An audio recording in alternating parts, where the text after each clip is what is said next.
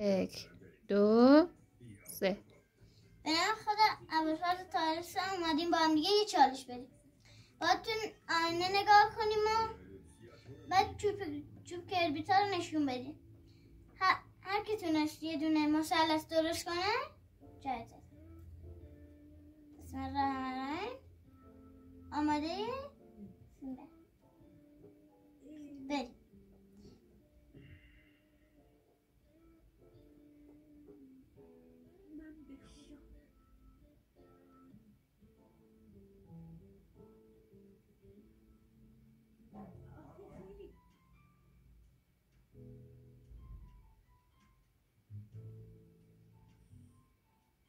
یکم پیش یه قرارداد 37 میلیون دلاری رو خراب کرد.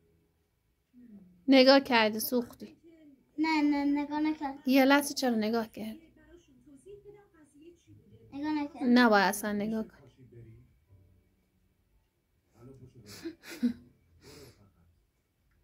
ببین تو واقعا حال به همزن هستی. امیدوارم دیگه با تو روبرو نشم. امکان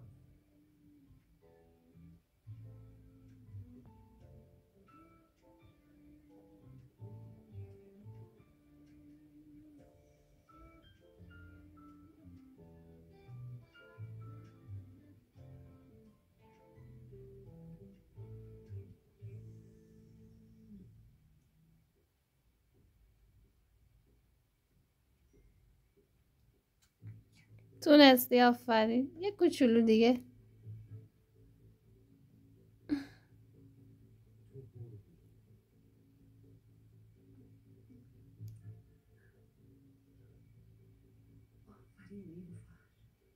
اگه تونستی بعد یه دست برای خودت بزن.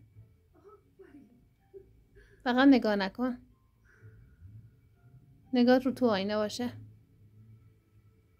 شد؟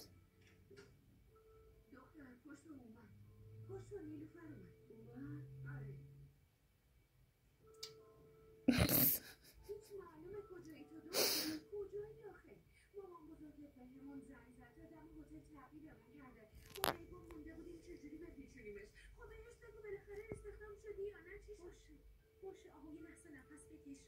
همه چی رو میگم. ذهنم خیلی درگیره. استخدامم که شد؟